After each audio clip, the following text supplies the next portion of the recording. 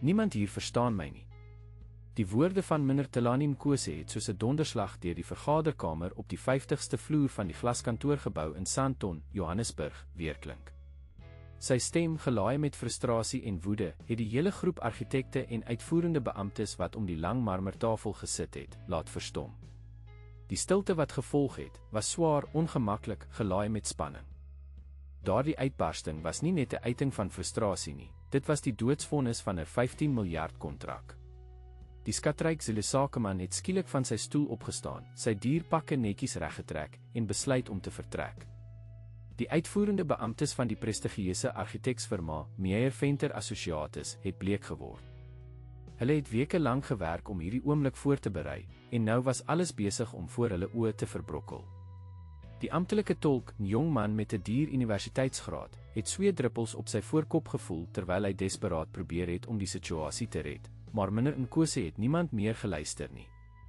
Hy was nie met beledigende woorde aangespreek nie, maar met iets veel erger, 'n volkomme gebrek aan respek vir sy kultuur, sy erfenis, sy visie. Julle praat oor geboue en beleggings en syfers, het meneer Nkosi in gebroke Engels gesê, sy aksentgelaaide woorde so skerp klippe wat deur die lug vlieg. Maar julle praat nooit oor die hart nie. Nooit oor die gees van ons mense nie. Julle verstaan niks van wat hierdie projek werklik beteken nie. Die argitekte het angstig na mekaar gekyk. Hulle het jare se werk, beplanning en drome op die spel. Die projek, 'n massiewe kulturele sentrum in die hart van KwaZulu-Natal, was veronderstel om 'n brug te wees tussen tradisie en moderniteit, 'n simbool van die nuwe Suid-Afrika. Maar op hierdie oomblik het dit gevoel asof daardie brug besig was om in te stort nog voordat dit selfs gebou is. Meneer Nkosi het stadig na die deur begin loop, sy teleurstelling duidelik op sy gesig te sien. Die probleem was nie die planne of die tegniese spesifikasies nie. Die probleem was dat niemand probeer het om die taal van sy hart te praat nie. Niemand het werklike begrip getoon vir sy tradisies, sy waardes, sy erfenis nie. Die direkteur van die firma, Johan Meyer, het gevoel hoe die droom van sy lewe voor sy oë verdwyn. Die spanning in die lug was so dik dat jy dit kon sny. Maar toe gebeur die onmoontlike. In die hoek van die vergaderkamer, waar tot op daardie oomblik niemand aandag geskenk het nie, was 'n jong vrou besig om koffiebekers op te ruim. Sy was Lindiwe Dlamini, die dogter van die skoonmaker van die gebou, onsigbaar vir almal, sonder 'n das, sonder titels, sonder 'n plek aan daardie glastable. Maar iets onverklaarbaars het haar vorentoe gedryf. Asof 'n onsigbare krag haar na haar lotsbestemming gestoot het, het sy die skoonmaakdoek neergesit en nader aan meneer Nkosi gestap. Haar hart het so vinnig geklop dat sy bang was dat haar stem sou breek voordat dit kon uitkom, maar dit het nie. Met 'n nederige gebaar het sy haar kop respekvol gebuig en in perfekte, vloeiende isiZulu woorde gespreek wat niemand verwag het om te hoor nie. Ngiyathulisa ekuphazamisa, Mnumzane Nkosi, het sy gesê, haar stem sag maar duidelik. Maar asseblief, moenie toelaat dat 'n eenvoudige misverstand so 'n groot visie verduister nie. U grootmoedigheid het nog altyd u woede vooraf gegaan.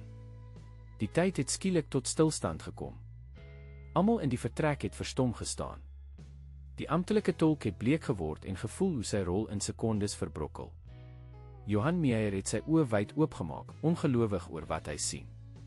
En meneer Nkosi het doodstil gestaan, hierdie jong vrou wat tot minute gelede heeltemal onsigbaar was, noukeurig beskou.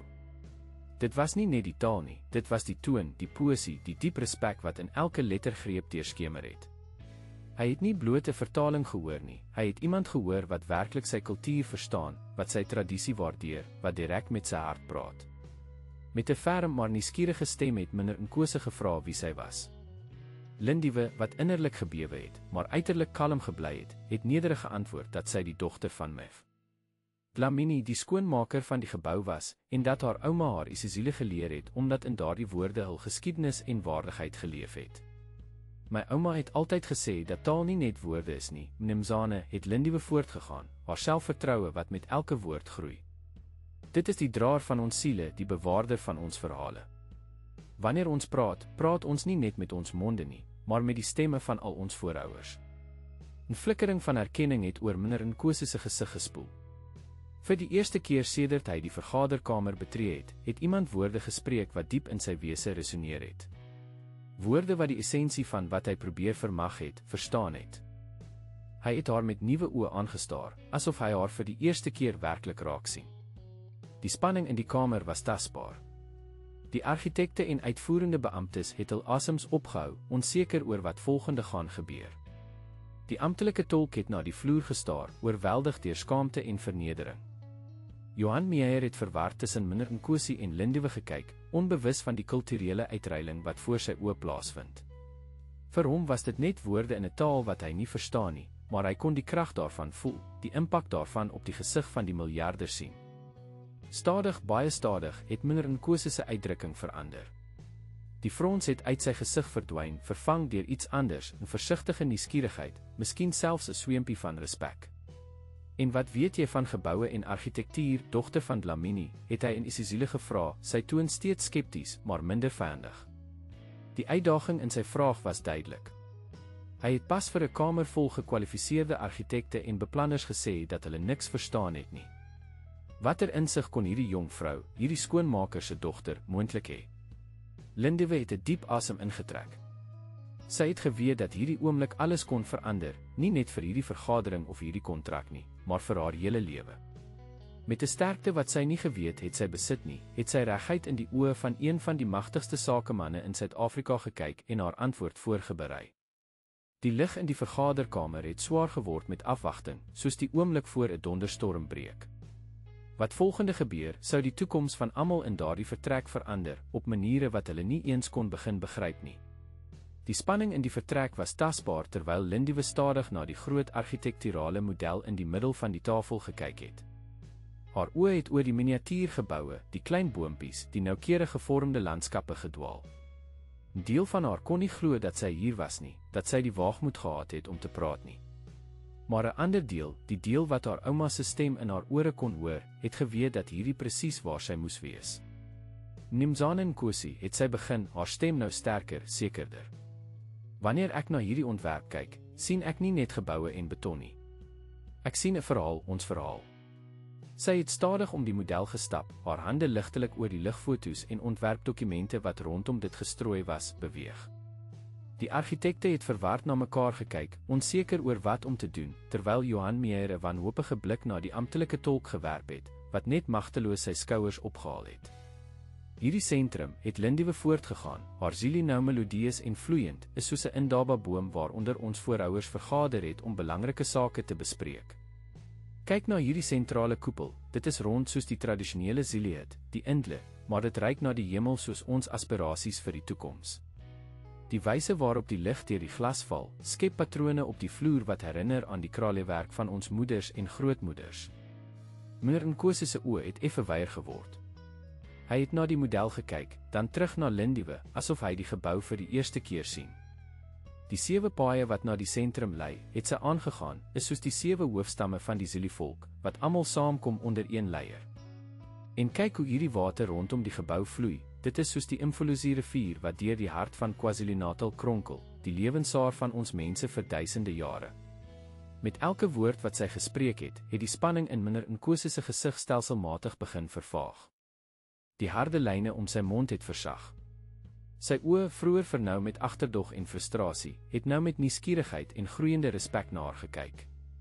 Hierdie is nie net 'n gebou nie, het Lindiwe gesê, haar stem nou lewendig met passie, dit is 'n brug tussen ons verlede en ons toekoms. Dit staan met voete stewig in ons tradisies geplant, maar strek arms na die sterre uit. Dit fluister die verhale van ons voorvaders, maar sing ook die liedere van ons kinders se kinders. Sy het 'n houtbalkie van die model opgetel, dit met eerbied in haar hand gehou. Sien hierdie houtbekledingspanele wat die buitekant sal versier. Hulle is gesny in die patrone van tradisionele Zulu-skilde. Maar hulle is ook sonpanele wat die energie van Mfuleni, die skeppergod, opvang om die gebou van krag te voorsien. Dit is oud en nuut saam, tradisie en innovasie in een asem. Die uitvoerende beamptes kon nie 'n woord verstaan van wat sy gesê het nie, maar hulle kon die effek daarvan op Meneer Nkosi sien. Sy gesig het verander, sy houding het verander. Waar hy vroeër gereed was om te vertrek, het hy nou stadig nader gekom aan die model, sy oë gefokus op die details wat Lindiwe uitgewys het. En hierdie oop ruimtes tussen die geboue, het Lindiwe voortgegaan, is nie net vir skoonheid ontwerp nie. Hulle verteenwoordig die oop ruimtes in ons harte, waar ons mekaar ontmoet, waar gesprekke plaasvind, waar konflikte opgelos word. In ons tradisie is die ruimte tussen mense net so belangrik soos die mense self. Dit is waar Ubuntu gebore word, ek is omdat jy is. Meneer Nkosi het stadig, doelbewus, sy kop geknik. Vir die eerste keer van dat hy die gebou betree het 'n dowwe glimlag sy gesig verlig. En hierdie toring, het hy gevra in Zulu, sy vinger na die hoogste struktuur in die ontwerp gewys. Wat sê hierdie toring vir jou? Lindiwe het 'n diep asem ingetrek. Sy het geweet dat hierdie vraag 'n toets was. Dit was nie net oor die gebou nie, dit was oor haar vermoë om werklik te sien, om die essensie te begryp. Die toring Mnumzane het sy stadig geantwoord, staan soos 'n mbongi, lofdigter, wat die glorie van ons mense na die hemele verkondig. Dit is soos die spies van Saka, trots en regop, wat nie net na die vyand wys nie, maar ook na die sterre. Dit is die verbinding tussen die aarde en die hemel, tussen ons voorvaders en ons nageslagte. Meneer Nkosi het 'n diep, waarderende asem ingetrek. Vir 'n lang oomblik het hy net na Lindiwe gestaar. Toe, tot almal se verbasing, het hy stadig na die stoel teruggekeer, waaruit hy minute tevore in woede opgestaan het. Jou naam, jong vrou, het hy formeel gevra. Lindiwe Dlamini Mnumzane het sy geantwoord, haar oë eerbiedig laag gehou soos haar ouma haar geleer het. Lindiwe het hy die naam herhaal, asof hy die betekenis daarvan waardeer. Die een wat gewag is vir. Jou naam pas jou. Ons het vir jou gewag, al het ons dit nie besef nie. Hy het sy hand na die amptelike tolk uitgestrek, die jong man wat nou bleek en verleë lyk. Gee my jou uitkaart, het hy beveel. Die tolk het angstig sy beursie uit sy sak gehaal en sy uitkaart oorhandig, sy hande wat effens bewe. Meneer Nkosi het na die uitkaart gekyk, toe weer na die tolk. Pieter Swanepoel, het hy die naam hardop gelees. Jy het 'n indrukwekkende graad van Wits Universiteit, meneer Swanepoel. Jy het uitstekende punte gehad in jou isizulistudies, maar jy het iets baie belangriks gemis. Hy het die uitkaart teruggegee, sy oë koud. Jy het die taal geleer, maar jy het nooit die hart daarvan verstaan nie. Jy het die woorde geabsorbeer, maar nie die gees nie. Jou dienste word nie meer benodig nie. Jy kan gaan. Die skok op die gesigte van die argitekte en uitvoerende beamptes was onmiskenbaar. Die tolk het sy uitkaart teruggepak, sy oë nou op die vloer gerig, sy professionele waardigheid in skerwe. Sonder 'n woord het hy sy aktetas opgetel en die kamer verlaat. In die stilte wat gevolg het meneer Nkosi se aandag terug na Lindiwe gedraai. Sit, het hy gesê, na die leesstoel langs hom gewys, die stoel wat die tolk minute tevore beset het. Lindiwe het onseker na Johan Meyer gekyk, onseker of sy werklik daardie stoel mag inneem. Die direkteur, wat nog steeds probeer sin maak van die skielike wending van gebeure, het net verdwaas geknik. Met statige grasie het Lindiwe langs die miljarder gaan sit. Haar hande het effens gebewe, maar sy het hulle stewig in haar skoot geplaas, haar ouma se woorde in haar gedagtes, jy is 'n afstammeling van konings en koninginne. Sit regop soos een. Nou, het meneer Nkosi gesê, sy oë nou gefokus en beslis, laat ons hierdie vergadering van vooraf begin, hierdie keer met iemand wat werklik kan vertaal wat in my hart is. Johan Meyer, wat begin herstel van die skok, het gretig vorentoe geleun. Ons is baie dankbaar vir u bereidwilligheid om aan te bly, meneer Nkosi. Ons sal voortgaan met die aanbieding dan. Nee, het meneer Nkosi hom onderbreek, sy stem nou kalm maar ferm. Geen meer aanbiedinge vandag nie. Vandag wil ek praat en julle gaan luister. May. Dlamini gaan vir julle vertel wat ek te sê het, en miskien, net miskien, kan julle begin verstaan wat hierdie projek werklik beteken. Met daardie woorde het hy na Lindiwe gedraai en in diep, beduidende Zulu begin praat, sy stem ryk met die erfenis en geskiedenis van sy mense. En Lindiwe, die dogter van 'n skoonmaker wat nooit die kans gehad het om universiteit toe te gaan nie, het begin om die woorde van een van die magtigste manne in die land te vertaal, haar stem, brug tussen twee wêrelde wat voorheen so ver uitmekaar was. Die volgende 2 ure het verbygegaan in wat net as 'n transformasie beskryf kon word. Die vergaderkamer, wat vroeër gevul was met spanning en misverstand, het verander in 'n plek van verbinding en openbaring. Meneer Nkosi, wat voorheen so koud en ontoeganklik was, het begin om sy ware visie vir die projek te deel, met Lindiwe as sy stem. Vertel hulle, het hy vir Lindiwe gesê in Zulu, sy stem nou warm met passie, dat hierdie kulturele sentrum nie net 'n toeristiese aantreklikheid moet wees nie. Dit moet 'n lewende, asemhalende deel van ons gemeenskap wees. Die vorige ontwerpe het die gebou as 'n museum behandel, dood, staties, 'n plek waar ons kultuur agter glas bewaar word. Dit is nie wat ek wil hê nie. Ons tradisies is nie fossiele nie, hulle is sade wat steeds kan groei. Lindiwe het sy woorde noukeurig vertaal, haar stem vol oortuiging.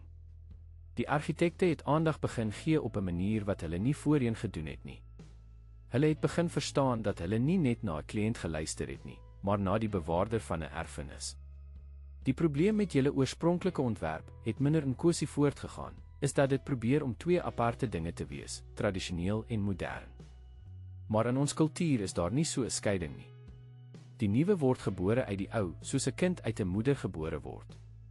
Dit moet natuurlik en organies wees. Johan Meyer het vorentoe geleun, sy oë nou helder met begrip. Vra om wat hy voorstel, het hy vir Lindiwe gesê. Hoe kan ons die ontwerp verander om hierdie organiese vloei te bereik? Lindiwe het die vraag vertaal en Mnr Nkosi se oë het verhelder. Hy het opgestaan en na die model beweeg, sy hande nou lewendig en ekspressief. Hier, het hy gesê en gewys na die sentrale gebou. Die koepel is goed, maar dit is te perfek, te simmetries. Ons hutte was rond, ja, maar hulle was ook uniek, handgemaak, elke een met sy eie karakter. Die koepel moet assimmetries wees, soos die heuwels van KwaZulu-Natal, soos die golwing van die land self. Terwyl Lindiwe vertaal het, het een van die junior argitekte, 'n jong vrou genaamd Anele Mkhize, skielik opgestaan. Ek sien dit, het sy gesê, haar oë wyd met opwinding. Dit is soos die tradisionele hutte wat in kontoure van die heuwels ingebed is, nie as aparte strukture nie, maar as natuurlike uitbreidings van die landskap. Vir die eerste keer het 'n flikkering van goedkeuring oor Mnr Nkosi se gesig gevlieg toe hy na die jong argitek gekyk het. Hy het iets in siele gesê en Lindiwe het vertaal, hy sê dat ten minste een van julle begin verstaan. Met hernieude energie het die vergadering momentum begin kry. Die argitekte het nuwe voorstelle gemaak, Mnr Nkosi het reageer, Lindiwe het vertaal en stelselmatig het 'n nuwe visie vir die kulturele sentrum begin vorm aanneem. Dit was nie meer 'n westerse interpretasie van Afrika-argitektuur nie, maar iets waarlik nuuts in ontwerp wat in die grond van KwaZulu-Natal geworteld was, maar ook vorentoe in die toekoms gereik het. Die materiaal is ook belangrik, het Mnr Nkosi gesê, terwyl hy 'n monster van die voorgestelde bekledingsmateriaal opgetel het. Hierdie staal en glas, dit is koud, onpersoonlik. Ons moet plaaslike klip gebruik, handgemaakte bakstene. Die gebou moet voel asof dit uit die aarde self opgereis het. Johan Meyer het gefrons, duidelik besorg oor koste en praktiese oorwegings. Dit sal die begroting aansienlik verhoog, het hy versigtig gesê, nadat Lindiwe die kommentaar vertaal het. Mnr Nkosi het gelag, 'n diep, melodieuse klank wat almal in die vertrek verras het. Ek het nie 1 miljard rand vir hierdie projek toegeken, omdat ek bekommerd was oor die begroting nie, het hy deur Lindiwe gesê. Ek het dit gedoen omdat ek iets wou skep wat van waarde is, iets wat sal duur. Ons voorouers het geboue opgerig wat vir eeue gestaan het sonder moderne tegnologie. Hoekom kan ons nie iets skep wat dieselfde kwaliteit en duursaamheid het nie? Die vergadering het vir nog 'n uur aangehou, met 'n nuwe energie en begrip wat met elke minuut gegroei het. Teen die einde het die kamer volgekrap papiere gelê, nuwe sketse, nuwe idees, nuwe rigting. Die spanning van vroeër was heeltemal vervang deur kreatiewe opwinding. Toe die vergadering uiteindelik tot 'n einde gekom het, het Mnr Nkosi opgestaan. Almal het ook opgestaan, 'n gebaar van respek wat nou opreg was, nie net 'n formaliteit nie. Hy het iets vir Lindiwe gesê, sy gesig ernstig. Mnr Nkosi wil julle almal bedank, het Lindiwe vertaal, vir julle bereidwilligheid om te luister en aan te pas. Hy sê die vergadering vandag was 'n begin, nie 'n einde nie. Hy sien uit daarna om die projek te sien groei in die regte rigting. Johan Meyer het vorentoe getree, sy hand uitgestrek. Dankie, Mnr Nkosi, vir u geduld en leiding. Ons waardeer die geleentheid om aan hierdie belangrike projek te werk. En hy het 'n dankbare blik na Lindiwe gewerp, baie dankie aan my. Dlamini vir haar ongelooflike hulp vandag. Ons sou dit nie sonder haar kon doen nie. Lindiwe het die woorde vertaal en Mnr Nkosi het net sy kop geknik. Dan het hy direk na Lindiwe gedraai. En jy, Lindiwe Dlamini, wat moet ek met jou doen? Lindiwe het onseker gelyk, onseker of sy die vraag moes vertaal of beantwoord. Mnr Nkosi het dit vir haar duidelik gemaak deur in Engels voort te gaan, sy aksent swaar, maar sy woorde duidelik. Jy het vandag hierdie projek gered. Jy het my gehelp om gehoor te word. Hierdie kwaliteite is skaars en waardevol. Hy het na Johan Meyer gedraai. Ek wil hê dat me. Dlamini die amptelike kulturele konsultant en tolk vir hierdie projek moet wees. Sy sal die skakel tussen my span en joune wees. Sonder haar goedkeuring sal geen besluit finaal wees nie. Die skok op die gesigte van die argitekte was tasbaar. Hulle het na Lindiwe gekyk, die jong vrou in 'n eenvoudige swart romp en wit blouse, die dogter van 'n skoonmaker, wat nou 'n sleutelspeler geword het in 'n miljard-rand projek. Johan Meyer het uiteindelik sy stem gevind. Natuurlik, as dit is wat u wil hê, meneer Nkosi. Ons sal 'n kontrak vir my. Dlamini opstel as 'n konsultant. Nee, het meneer Nkosi hom onderbreek. Nie 'n konsultant nie. 'n Volwaardige lid van jou span met 'n salaris en voordele wat haar rol reflekteer. Sy sal direk aan my rapporteer, maar sy sal in jou kantore werk elke dag. Lindiwe het gevoel hoe haar knieë swak word. Sy kon nie glo wat sy hoor nie. Vanoggend was sy besig om koffieborde op te ruim, onsigbaar vir die mense in pakke. Nou was sy wat? 'n kulturele konsultant. 'n lid van 'n prestigieuse argitektsfirma. Meneer Nkosi het 'n hand op haar skouer geplaas. Maar daar is nog iets wat ek wil weet, het hy gesê. Waar het jy jou opleiding gekry? Watter universiteit? Lindiwe het haar oë neergeslaan, skaam vir wat sy moes sê. Ek het nie universiteit toe gegaan nie, Nimzane. My familie kon dit nie bekostig nie. Ek het skool voltooi, maar sy het haar sinne laat uitsterf. In plaas van teleurstelling, het meneer Nkosi se oë met 'n nuwe soort bewondering gevul. So jy het alles wat jy weet van jou ouma geleer. Van jou familie. Nie uit boeke of lesings nie. Lindiwe het geknik. My ouma was 'n storieverteller en bewaarder van ons tradisies. Sy het my geleer om te luister, nie net na woorde nie, maar na wat agter die woorde is. Sy het my geleer om ons wêreld te sien deur die oë van ons voorvaders. Meneer Nkosi het sy kop stadig geknik, asof sy vermoede bevestig is. Dan het jy iets baie meer waardevol as 'n graad. Jy het wysheid. Hy het na Johan Meyer gekyk. Maar dit beteken nie dat sy nie verdien wat ander met formele opleiding het nie. As deel van hierdie projek sal my stigting mee Dlamini se volledige universiteitsopleiding dek in argitektuur, ontwerp of enige veld wat sy kies om te studeer. Lindiwe het haar hand na haar mond gebring, oorweldig deur wat sy hoor. Dit was meer as net 'n werk, dit was 'n totale transformasie van haar lewe, 'n geleentheid wat sy nooit gedroom het moontlik was nie. Maar nou, het meneer Nkosi gesê, sy gesig skielik sagter, wil ek jou ma ontmoet. Almal het na hom gekyk, verras deur die onverwagte versoek. My ma, het Lindiwe gevra, onseker of sy reg gehoor het. Ja, het meneer Nkosi bevestig. Die vrou wat so 'n buitengewone dogter grootgemaak het. Ek wil haar persoonlik bedank. Die kamer was stil terwyl Lindiwe na die interkom by die muur gestap het.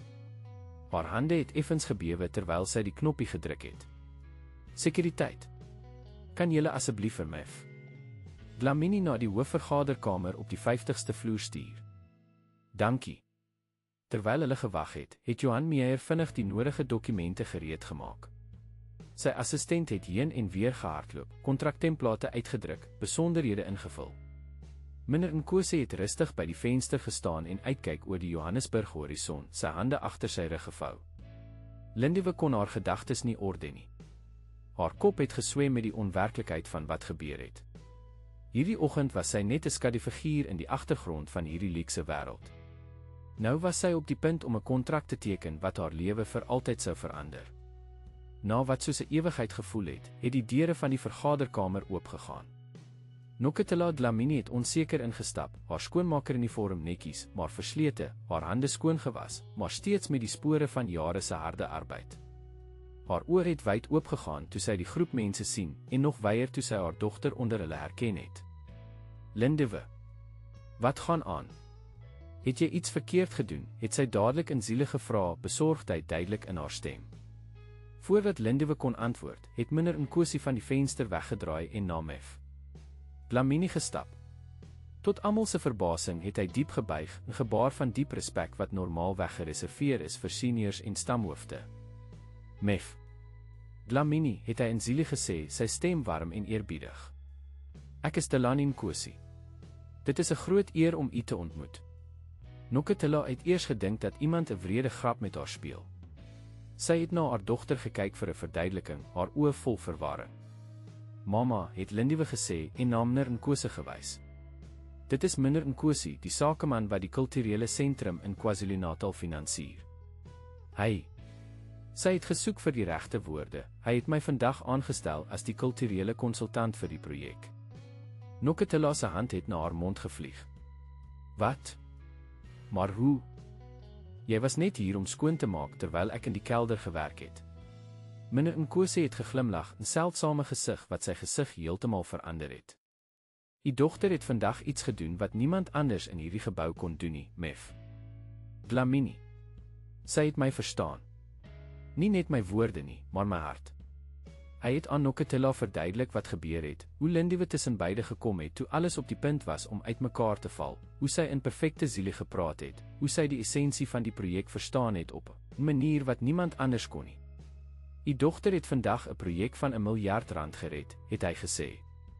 Maar meer as dit, sy het my aan iets herinner wat ek amper vergeet het, dat ons tradisies lewend is, dat hulle in ons bloed vloei, dat hulle ons toekoms kan vorm net soos hulle ons verlede gevorm het. Noketela het na haar dogter gekyk, haar oë vol trane van trots en ongeloof. My Lindiwe. My dogtertjie. Ja, mama, het Lindiwe gesê, haar eie oë ook vol trane. Meneer Nkosi het my 'n pos aangebied as kulturele konsultant vir die projek. En hy gaan vir my universiteit betaal enige graad wat ek wil studeer. Noketela het haar hand voor haar mond gehou, geskok tot stilte. Die vroue wat die vloere skoonmaak, wat die koffie bedien, wat die vuil tasse verwyder, hulle was onsigbaar in hierdie wêreld van glas en staal en miljarde rande. Hulle dogters was nie veronderstel om universiteit toe te gaan nie, nie veronderstel om groot kontrakte te teken nie. Hulle was veronderstel om die patroon van armoede voort te sit, soos hul moeders voor hulle en hul grootmoeders voor hulle. En tog, hier was haar Lindiwe, hierdie stil kind wat altyd in 'n boek gelees het wanneer ander kinders gespeel het, wat altyd met haar ouma gesit het en na die ou stories geluister het. Hier was sy in hierdie groot vergaderkamer, omring deur belangrike mense wat na haar geluister het, wat haar gerespekteer het. Mef. Dlamini, het meneer Nkosi voortgegaan, ek wil u bedank. My bedank, het Noketela gevra verward. Waarvoor, Mnumzane? Vir die grootmaak van 'n dogter wat die moed het om op te staan en te praat wanneer dit saak maak. Vir die leer van waardes wat geen universiteit kan leer nie. U is 'n ryker vrou as ek 'n man is, want u het 'n skat geskep wat geen geld kan koop nie. Noketela kon nie die trane keer wat oor haar wange gerol het nie. Sy het geglimlag, 'n straalende glimlag vol trots en dankbaarheid.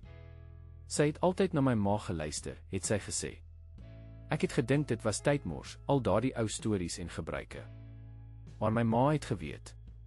Sy het altyd gesê dat ons verlede die pad na ons toekoms bevat. Meneer Nkosi het instemmend geknik. U ma was 'n wyse vrou. En nou is haar wysheid die fondament van iets groots, iets blywends.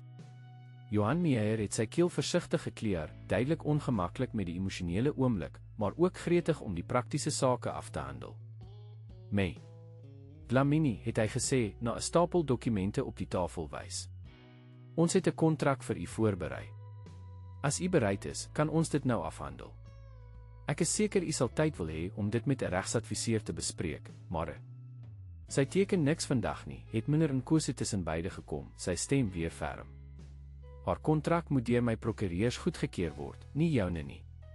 Hulle sal seker maak dat sy 'n billike en regverdige ooreenkoms kry. Die direkteur het vinnig geknik, heeltemal bereid om aan meneer Nkosi se versoeke te voldoen. Natuurlik. Ons kan wag tot u span die kontrak nagegaan het. Meneer Nkosi het toe iets onverwags gedoen. Hy het sy hand uitgesteek na Noketela. Mef. Dlamini, kan u my asseblief van een ding verseker? Noketela het onseker sy hand geneem. Wat is dit, Mnumzane? Beloof my dat u sal toesien dat sukses u dogter nie verander nie. Dat die wêreld van geld en mag nie die hart wegneem wat so duidelik praat nie. Sy stem was dringend, sy oë ernstig. Noketela het geglimlag, nou meer op haar gemak. Dit was 'n vraag wat sy kon verstaan, bekommernis wat sy self gehad het. Mnumzane Nkosi, u hoef nie bekommerd te wees nie. Lindiwe het altyd geweet wie sy is. Die geld kan verander, die klere kan verander, die adres kan verander, maar die bloed bly dieselfde. Die stories in haar leef diep, Hulle sal nie weggaan nie. Die bevrediging op meneer Nkosi se gesig was duidelik. Hy het haar hand vasgehou en toe liggies laat gaan. Dankie, Mef. Dlamini. Dit is al wat ek wou weet. Hy het na sy horlosie gekyk en besef dat dit al laat was. Die dag was vol verrassings en emosies, maar nou was dit tyd vir praktiese sake. Ek sal my bestuurder vanmiddag nog kontak, het hy vir Lindiwe gesê. Sy sal die nodige reëlings tref vir jou nuwe pos, jou vergoeding en jou universiteitsaansoeke. Intussen, hy het na Johan Meyer gekyk, verwag ek dat Meyer Venter Assosiate sal begin met die hersiening van die ontwerpe soos ons vandag bespreek het. Die direkteur het gretig geknik. Ons sal dadelik daaraan begin, meneer Nkosi. Die span sal dag en nag werk om die aanpassings te maak. Meneer Nkosi het na die deur gestap, maar voor hy vertrek het, het hy omgedraai na Lindiwe en haar maar Mef. Dlamini, mag ek voorstel dat u vandag vroeg huis toe gaan? U dogter het dalk baie om met u te bespreek. Noketela het geglimlag en geknik. Dankie, Nimzane. Ek dink u is reg. Met 'n laaste knik van erkenning het meneer Nkosi vertrek, gevolg deur sy lyfwagte en assistente wat by die deur op hom gewag het. Die deur het agter hulle toegegaan en skielik was die kamer vol uitgeputte, maar opgewonde mense. Johan Meyer het sy hand na Lindiwe uitgesteek. May. Dlamini, ek wil u persoonlik bedank vir wat u vandag gedoen het. Ek wil ook om verskoning vra. Verskoning, meneer Meyer, het Lindiwe gevra verras. Ja, het hy gesê, skielik ernstig.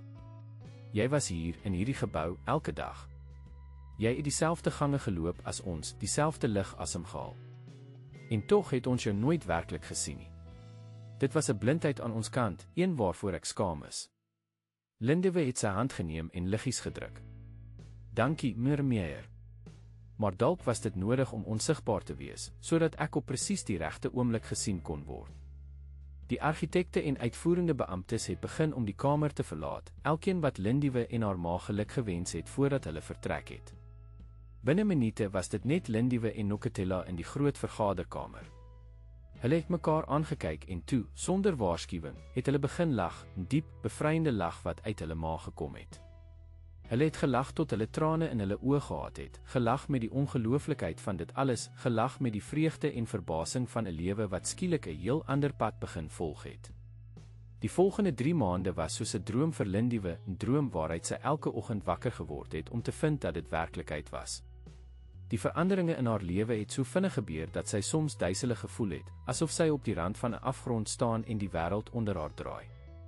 Binne 'n week na die noodlottige vergadering het sy 'n kantoor op die 48ste verdieping van die Meyer Venter gebou gehad, 'n kantoor met glasvensters wat uitkyk oor Johannesburg se Sandton distrik. Haar naam was op 'n bord langs die deur, Lindiwe Dlamini, kulturele konsultant en skakelbeampte. Elke keer as sy daarby verbygestap het, het sy stadig gelees, asof sy haarself moes herinner dat dit werklik was. Die wêreld van argitektuur was vreemd vir haar, vol tegniese terme, komplekse tekeninge en detailplanne. Maar sy het elke dag geleer, elke vergadering meer vertroue gekry. Haar vermoë om die taal en kultuur van beide die Zulu-tradisie en die moderne argitektuurformaat te navigeer, het haar onvervangbaar gemaak. Sy was die brug, die vertaler, die persoon wat tussen hierdie twee wêrelde kon beweeg en hulle kon help om mekaar te verstaan. Hierdie gedeelte van die ontwerp het sy tydens 'n vergadering in die 2de maand gesê, terwyl sy na 'n komplekse struktuur in die binnehof van die kulturele sentrum gewys het. Dit lyk indrukwekkend vanuit 'n tegniese oogpunt, maar dit weerspreek die tradisionele uitleg van 'n Zulu familiestad. In ons tradisie loop die paaie nie in reguit lyne na die sentrum nie, maar in spirale, in patrone wat die verhoudinge tussen families weerspieël.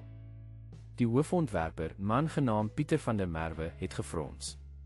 Maar die reguit paaie is meer effektief, meer logies vir besoekersvloei. Lindiwe het geduldig geglimlag. In 'n westerse konteks, ja. Maar onthou dat hierdie gebou nie net 'n funksionele ruimte is nie. Dit is 'n verhaal vertel in steen en glas. En in die Zulu-verhaal is die reis na die sentrum nooit direk nie. Dit volg die patrone van die lewe self, kronkelend, omslagtig, met betekenis in elke draai. Pieter het gesig, maar toe geknik. Dit was nie die eerste keer dat hy sy planne moes aanpas op grond van Lindiwe se insigte nie, en dit sou nie die laaste keer wees nie. Maar hy het begin verstaan dat hierdie aanpassings die ontwerp nie net kultureel ryk gemaak het nie, maar ook argitektonies interessant. Goed, het hy uiteindelik gesê. Ons sal die paaie herontwerp. Kan jy my wys hoe die tradisionele uitleg sou lyk? Lindiwe het instemmend geknik, dankbaar vir sy bereidwilligheid om te luister en aan te pas. Dit was 'n klein oorwinning, maar 'n belangrike een. Dag vir dag, vergadering vir vergadering, het die ontwerp van die kulturele sentrum verander, minder 'n steriele toeriste aantreklikheid en meer 'n lewende, asemhalende huldeblyk aan die geskiedenis en toekoms van die Zulu kultuur. Meneer Nkosi was nie direk betrokke by die daaglikse beplanning nie, maar sy invloed was oral te voel.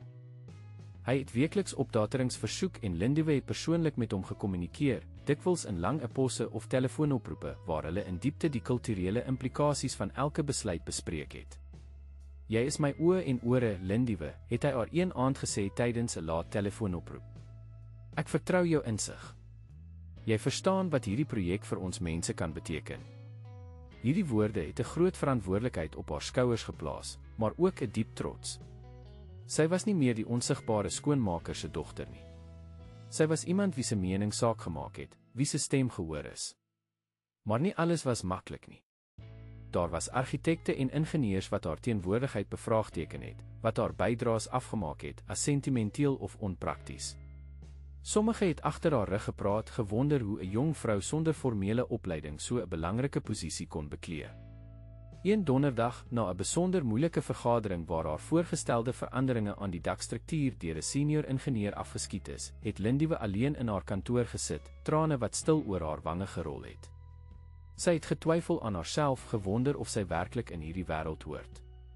'n Sagte klop aan haar deur het haar laat opkyk. Dit was Aniele Mkhize, die jong argitek wat die eerste een was om meneer Nkosi se visie te verstaan tydens daardie eerste vergadering.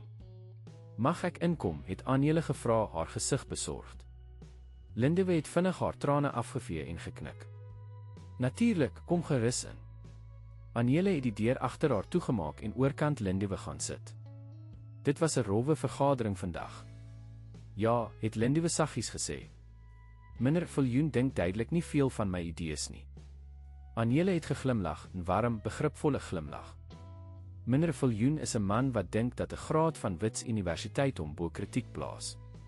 Hy verstaan nie wat jy na die tafel bring nie. En wat bring ek na die tafel, het Lindiwe gevra, haar stem klein. Insig, het Aniele onmiddellik gesê. Wysheid in verbinding met iets veel dieper as boeke en teorieë. Kyk, sy het vorentoe geleun, haar oë intens. Ek het ook argitektuur aan Wits studeer. Ek het al die teorie geleer, al die tegniese aspekte. Maar wat jy het, kan nie in 'n klaskamer geleer word nie. Lindiwe het opgekyk, verras deur die oortuiging in Aniele se stem. Weet jy, het Aniele voortgegaan, my oupa was 'n tradisionele geneesheer in KwaZulu-Natal. Hy kon dinge sien wat ander nie kon nie. Hy het geglo in die wysheid van die voorvaders, in die krag van tradisie. Toe ek argitektuur begin studeer het, het ek daardie deel van myself weggesteek. Ek het gedink ek moes westers wees om suksesvol te wees. Sy het hartseer geglimlag. Dit was 'n fout. Ek het 'n deel van myself verloor in die proses. Maar jy is 'n uitstekende argitek, het Lindiwe gesê. Miskien, het Aniele gesê, maar ek wonder soms hoeveel beter ek sou wees as ek nie my wortels verloor het nie. Sy het Lindiwe se hand geneem. Dit is waarom jou teenwoordigheid so belangrik is. Jy herinner ons daaraan dat ons erfenis nie 'n hindernis is wat oorkom moet word nie, maar 'n fondament waarop ons kan bou. Die woorde het Lindiwe diep geraak. Sy het nooit gedink dat haar rol meer as prakties was nie, dat sy ander kon inspireer, kon herinner aan wat hulle dalk vergeet het. Dankie, het sy saggies gesê. Dit beteken baie. Aniele het opgestaan, besliste glimlag op haar gesig. Nou, wat sê jy ons werk 'n bietjie aan daardie dakontwerp? Ek dink ons kan meneer Viljoen wys dat tradisie en ingenieurswese nie teenoorgesteldes hoef te wees nie. Daardie aand het hulle tot laat gewerk, besig met sketse en tekeninge, idees uitruil, mekaar se sterkpunte aanvul. Teen die tyd dat hulle klaar was, het hulle 'n nuwe ontwerp gehad, een wat beide die tradisionele simboliek wat Lindiwe wou behou en die strukturele integriteit waarop meneer Viljoen aangedring het, ingesluit het.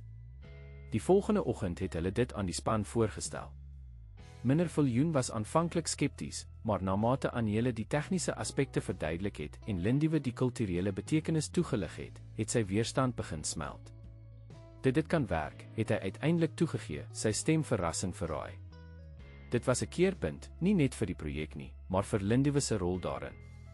Sy het besef dat haar krag nie net in haar kennis van tradisie gelê het nie, maar in haar vermoë om samewerking te inspireer, om mense te help om verby hulle verskille te sien en gemeenskaplike grond te vind. Terwyl die maande verbygegaan het, het sy ook haar universiteitsklasse begin, aandklasse in argitektuur en kulturele studies aan die Universiteit van Johannesburg, alles deur Mnr Nkosi se stigting befonds. Sy het haarself ingedompel in hierdie nuwe wêreld van akademiese kennis, gretig om die formele teorie te leer wat haar intuïtiewe begrip sou aanvul. Haar lewe het onherkenbaar verander. Die dogter van die skoonmaker het nou haar eie woonstel in Sandton, het vergaderings bygewoon met van die belangrikste argitekte in die land, het klasse geneem by gerespekteerde professore. Maar elke naweek het sy teruggegaan na die klein huis in Soweto waar haar ma gewoon het saam met haar gesit en tee gedrink, het na haar stories geluister, het haar geanker in die wêreld waaruit sy gekom het. Moenie toelaat dat sukses jou hart verander nie, het haar ma haar een Sondag herinner, die woorde van Mnr Nkosi weerklinkend. Ek sal nie, mamma, het Lindiwe beloof en sy het dit bedoel. Want te midde van al die veranderinge, het een ding konstant gebly, die stories in haar bloed, die wysheid van haar voorouers, die taal van haar hart. 6 maande na daardie noodlottige vergadering wat Lindiwe se lewe vir altyd verander het die nuus oor haar verhaal begin versprei. Dit het aanvanklik net 'n fluistering in die argitektuurwêreld van Johannesburg gewees, 'n vreemde verhaal oor 'n skoonmaker se dogter wat 'n miljard-rand projek gered het. Maar soos met alle goeie verhale, het dit vinnig gegroei en versprei. Dit het begin met 'n kort artikel in 'n plaaslike sake tydskrif, 'n profiel oor die innoverende benadering van Meyer Venter Associates tot die KwaZulu-Natal Kulturele Sentrum projek. In die artikel was 'n klein foto van die projekspan, Lindiwe onder hulle, en 'n kort verwysing na haar ongewone rol as kulturele konsultant. Maar dit was die onderhoud wat sy aan 'n bekende argitektuurjoernalis gegee het wat die vonk werklik aangesteek het. In plaas van die tegniese besonderhede van die projek te bespreek, het die joernalis haar gevra om haar storie te vertel, hoe sy van die dogter van 'n skoonmaker tot 'n sleutelspeler in een van die land se mees prestigieuse argitektuurprojekte geword het. Lindiwe was aanvanklik huiwerig om oor haarself te praat. Haar ouma het haar geleer dat beskeidenheid 'n deeg is, dat 'n mens nie jouself moet verhef nie. Maar Anele, wat nou 'n goeie vriendin geword het, het haar aangemoedig. Jou storie is belangrik, Lindiwe, het Anele gesê. Dit kan ander jong mense inspireer wat dink dat hulle drome buite bereik is.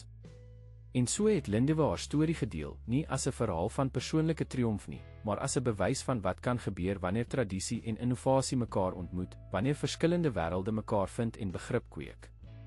Die artikel het 'n sensasie veroorsaak. Binne 'n week is dit wyd gedeel op sosiale media, het dit opgeduik in nasionale koerante, het televisienuuskanale begin bel vir onderhoude. Die verhaal het 'n snaar getref in 'n land wat steeds worstel met die nalatenskap van apartheid, met die uitdagings van transformasie, met die vraag oor hoe om 'n toekoms te bou wat beide die verlede respekteer en vorentoe kyk. Hierdie jong vrou, het 'n bekende kommentator op 'n nasionale radiostasie gesê, verteenwoordig die belofte van die nuwe Suid-Afrika. Sy bring die wysheid van ons tradisies na die tafel van moderne ontwikkeling. Sy wys ons dat ons erfenis nie 'n las is nie, maar 'n bron van krag en inspirasie. Skielik het Lindiwe haarself in die kollig bevind.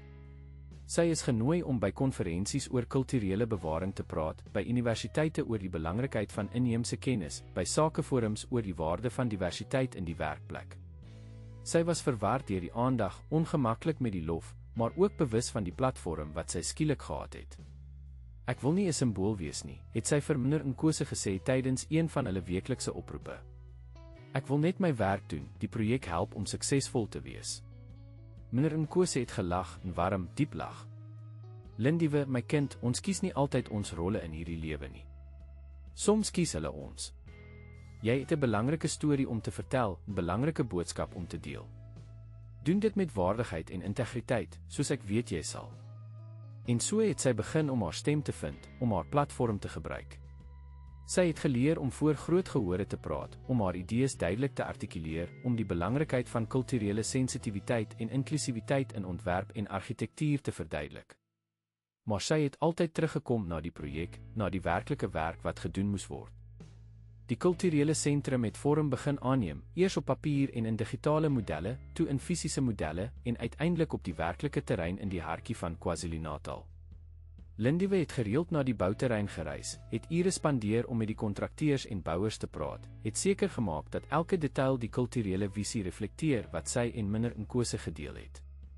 Een warm somermiddag, terwyl sy oor die bouterrein geloop het, die son wat op die gedeeltelik voltooide strukture skyn, het sy 'n groep skoolkinders opgemerk wat deur die omheining gekyk het. Hulle was van 'n nabygeleë skool, het sy later uitgevind, wat op 'n opvoedkundige uitstappie was om die konstruksie te sien. Lindiwe het na hulle gestap, het hulle gegroet met 'n warm glimlag. "Wil julle graag meer weet oor die gebou?" het sy gevra. Die kinders het opgewonde geknik, hulle oë wyd met nuuskierigheid. Die onderwyseres, 'n vriendelike vrou in haar middeljare, het Lindiwe herken van die koerantfoto's. "Kinders," het sy gesê, "hierdie is my Dlamini.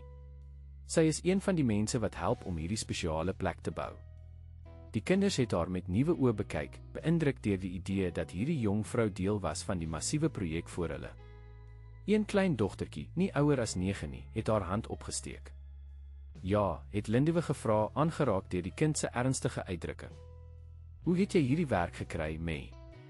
"Dlamini," het die dogtertjie gevra. "My ma sê swart vroue word nie gewoonlik argitekte nie." Die onderwyseres het verleë gelyk, maar Lindiwe het net geglimlag en langs die kind gehurk. "Wat is jou naam?" "Nomfundo," het die dogtertjie gesê. "Nomfundo. Dit is 'n pragtige naam. Dit beteken 'n kennis." Die dogtertjie het geglimlag en geknik. "Wel, Nomfundo, ek was nie altyd 'n argitek nie. Eintlik is ek nog steeds besig om dit te leer. Ek was eers 'n meisie wat koffie skoonmaak in 'n groot gebou, net soos miskien jou ma in 'n kantoor of winkel werk." Die kind se oë het wyd geword.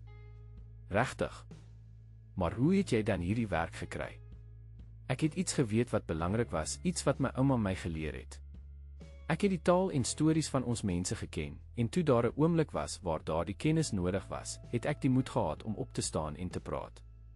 Lindiwe het oor die bouterrein gewys na die strukture wat verrys. "Hierdie sentrum gaan nie net 'n mooi gebou wees nie. Dit gaan 'n plek wees wat ons stories vertel, wat ons tradisies eer, wat ons geskiedenis lewendig hou vir kinders soos jy. En eendag miskien sal jy 'n argitek wees wat nog meer wonderlike geboue ontwerp." Nomfundo se gesig het opgelig met 'n stralende glimlag, haar oë vol van nuwe moontlikhede. "Ek wil graag 'n argitek wees," het sy saggies gesê. "Ek hou daarvan om goed te teken." "Hou aan teken," het Lindiwe aangemoedig. "Leer alles wat jy kan. Luister na die stories van jou familie, jou oumas en oupas. Daardie stories is jou krag, jou skat." Na die kinders vertrek het Lindiwe lank by die bouterrein gestaan, in gedagte verlore. Sy het gedink aan die ongelooflike reis waarop sy was, aan al die veranderinge in haar lewe. Maar meer as dit, het sy gedink aan klein Nomfundo, aan die vonk van inspirasie wat sy in die kind se oë gesien het. Miskien was dit die ware betekenis van wat met haar gebeur het, nie net om 'n gebou te help skep nie, maar om 'n pad vorentoe te wys vir ander. Daardie aand het sy 'n lang epos aan Mnr Nkosi geskryf, wat vertel van haar ontmoeting met die skoolkinders en die besondere gesprek met Nomfundo. Aan die einde van die epos het sy 'n voorstel gemaak, dat 'n opvoedkundige program by die kulturele sentrum ingesluit word, spesifiek gemik op jong meisies wat in argitektuur en ontwerp belangstel. Die volgende oggend het sy 'n kort antwoord van Mnr Nkosi ontvang, "Maak dit gebeur. Enige begroting wat jy nodig het, is goedgekeur." En so het 'n nuwe dimensie by die projek gevoeg, een wat nie net die gebou self behels het nie, maar die impak wat dit op die gemeenskap, op toekomstige generasies kon hê. Lindiwe het met opvoeders saamgewerk, met kulturele leiers, met kunstenaars, om 'n program te ontwerp wat jong mense sou inspireer om die band tussen tradisie en innovasie te verken. Toe sy haar ma die nuwe ontwikkeling vertel het Noketela geglimlag en haar dogter se hande in hare geneem. "Jou ouma sou so trots gewees het sy gesê, haar oë vol trane. Sy het altyd gesê dat stories nie net vertel word om te vermaak nie, maar om te onderrig, om te inspireer, om die toekoms te vorm." Lindiwe het geknik, haar eie oë ook vol trane. Sy het besef dat sy deel geword het van 'n groter verhaal, een wat lank voor haar begin het en wat lank na haar sou voortduur. Sy was nie die hoofkarakter nie, maar 'n skakel in 'n ketting wat generasies verbind. Intussen het die kulturele sentrum se konstruksie gevorder en met elke nuwe fase, elke voltooide struktuur, het die visie wat sy en Mnr Nkosi gedeel het duideliker geword. Die gebou was nie net 'n argitektoniese prestasie nie, dit was 'n verhaal in steen en staal, 'n brug tussen tye en kulture, 'n fisiese manifestasie van die idee dat tradisie en innovasie mekaar kan versterk. En soos die gebou gegroei het, het Lindiwe ook gegroei. Sy het haar kursusse met onderskeiding geslaag, het nuwe vaardighede aangeleer, het haar kennis verdiep. Maar die belangrikste was dat sy geleer het om in haarself te glo, om haar stem te vertrou, om te verstaan dat haar agtergrond nie 'n hindernis was nie, maar 'n bron van unieke wysheid en insig. Die dag toe die sentrale koepel van die kulturele sentrum voltooi is, die groot, asimetriese struktuur wat beide die tradisionele Zulu-hut en die golwende heuwels van KwaZulu-Natal weerspieël het, het Lindiwe alleen op die terrein gestaan, die laaste werker wat vertrek het. Die son was besig om te sak, die goue lig wat oor die nuwe struktuur gespoel het, wat die kurwes en hoeke lewendig gemaak het. In daardie oomblik kon sy amper haar ouma se stem hoor, wat die ou stories fluister, wat haar herinner aan waar sy vandaan kom en waarom hierdie gebou soveel meer as net 'n gebou was. Dit was 'n bewys dat die ou wysheid steeds waarde het in die moderne wêreld, dat tradisie nie net 'n museumstuk is nie, maar 'n lewende, asemhalende krag. Die dag van die amptelike opening van die KwaZulu-Natal kulturele sentrum het aangebreek met 'n helder son en 'n hemel so blou dat dit onwerklik gelyk het, asof die voorvaders self besluit het om die geleentheid met perfekte weer te seën. Mense van regoor die land het in hul duisende gekom, regeringsamptenare in formele drag, kulturele leiers in tradisionele klere, gewone mense wat deel wou wees van hierdie historiese oomblik. Die sentrum het gestaan soos 'n kroon op die landskap, sy geboue wat uit die omliggende heuwels gegroei het, asof hulle daar al vir eeue gestaan het. Die massiewe koepel het in die sonlig geglinster, sy kurwes en lyne wat die ligte weerkaats het in patrone wat die tradisionele Zulu-kraletwerk-motiewe nageboots het. Die water wat deur die kanale rondom die kompleks gevloei het, het die blou van die lig weerkaats, wat die hele terrein 'n gevoel van beweging en lewe gegee het.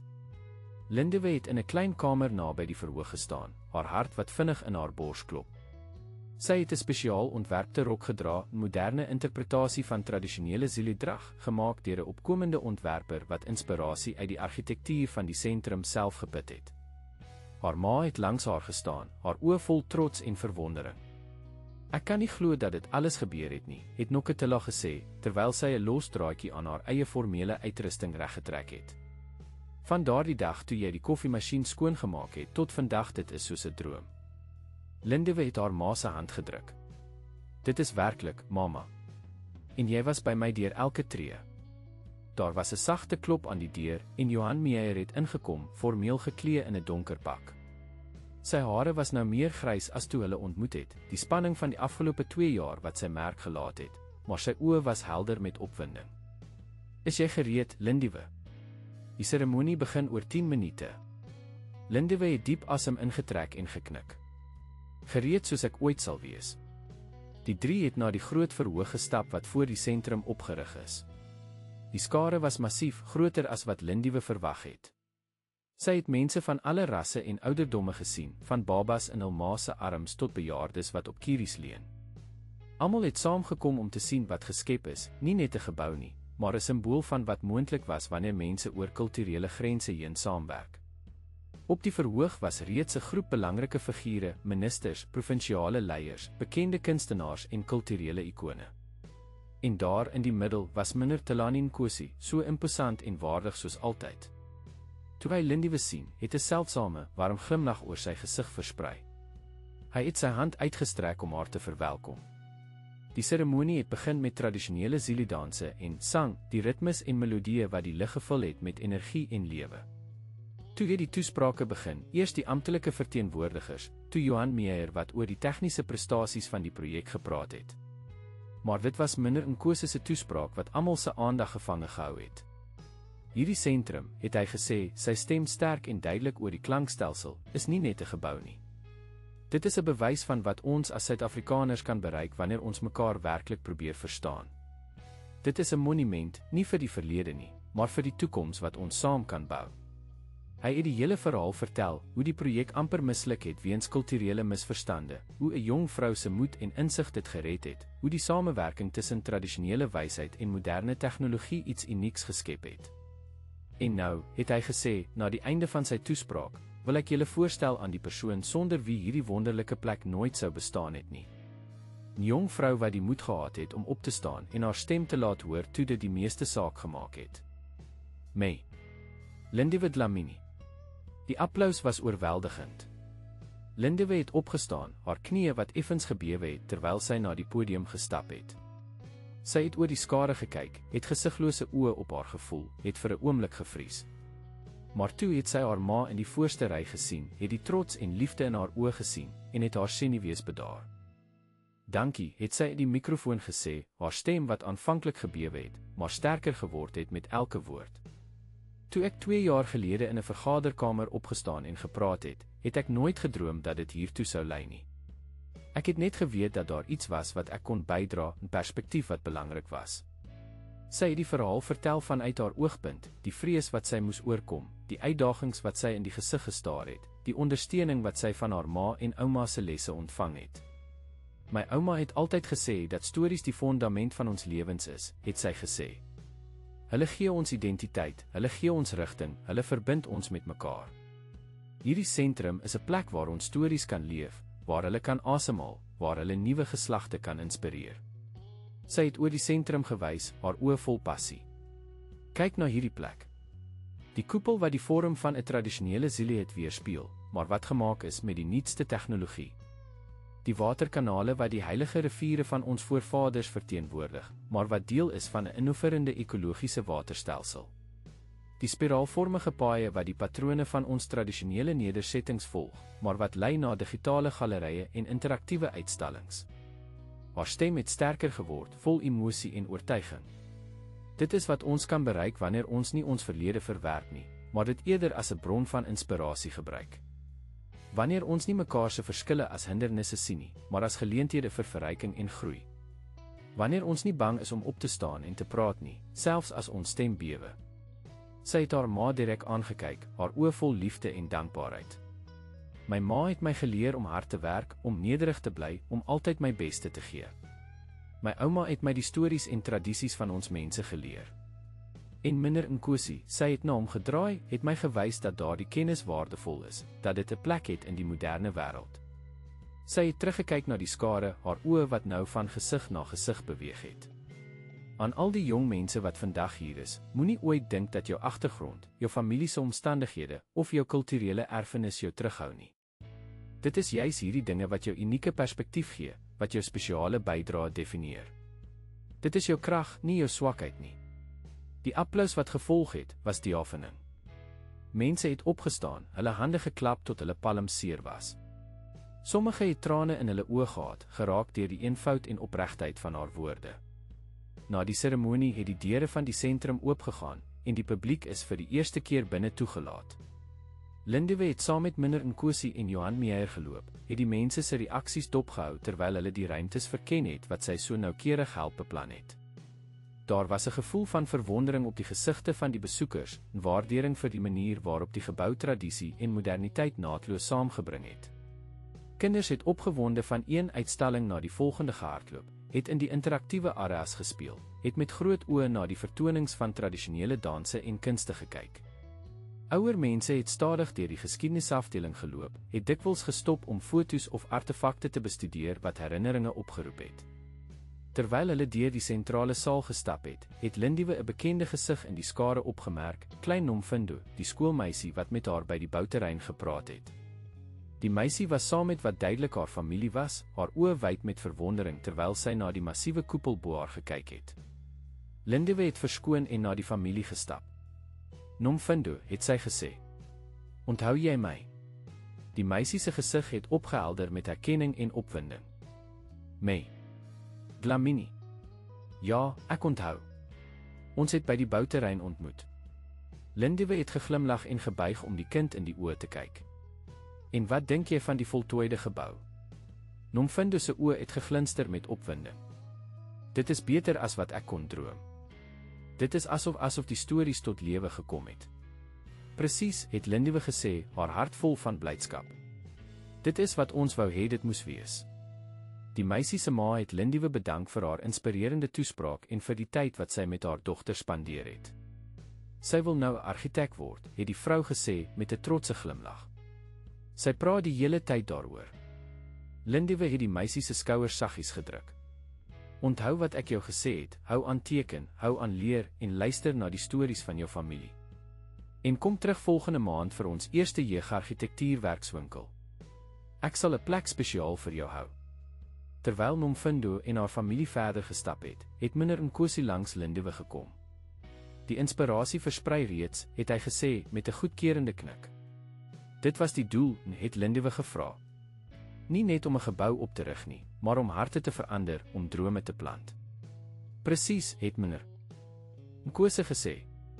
Hy was stil vir 'n oomblik, sy oë wat oor die skare dwaal. Toe het hy gesê, jy weet, toe ek jou daardie dag in die vergaderkamer hoor praat het ek geweet dat jy spesiaal was. Maar ek dink nie ek het besef hoe ver jou invloed sou strek nie. Lindiwe het bescheiden afgelag. Ek het net gedoen wat my ouma my geleer het, praat die waarheid, respekteer tradisie, maar kyk ook vorentoe. Daardie wysheid, het Meneer Nkosi gesê, is meer waardevol as al die geld wat in hierdie gebou belê is. Hy het na die besoekers gewys wat die sentrum verken het. Kyk na hulle gesigte. Hulle sien nie net 'n gebou nie.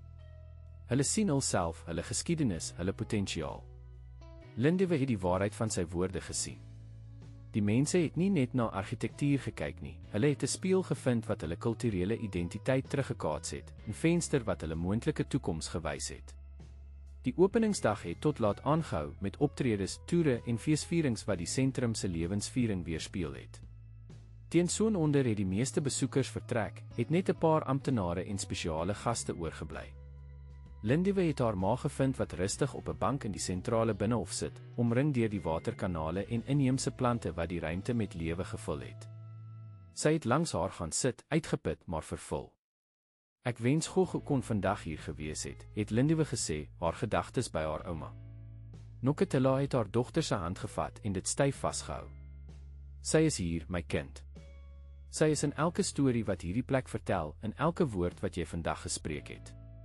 Sy is hier in jou. Hulle het in stil begrip gesit, die son wat oor die pragtige sentrum gesak het, en die kleure verander het van goud na diep oranje, toe na pers die water het die veranderende lig weerkaats, het geskitter asof dit met juwele besaai was. Die hele plek het gelyk asof dit asemhaal, lewendig en vol belofte vir die toekoms. Wat volgende, my kind, het Noketela uiteindelik gevra. Lindiwe het vir 'n lang oomblik stil gebly, haar gedagtes na die toekoms gerig.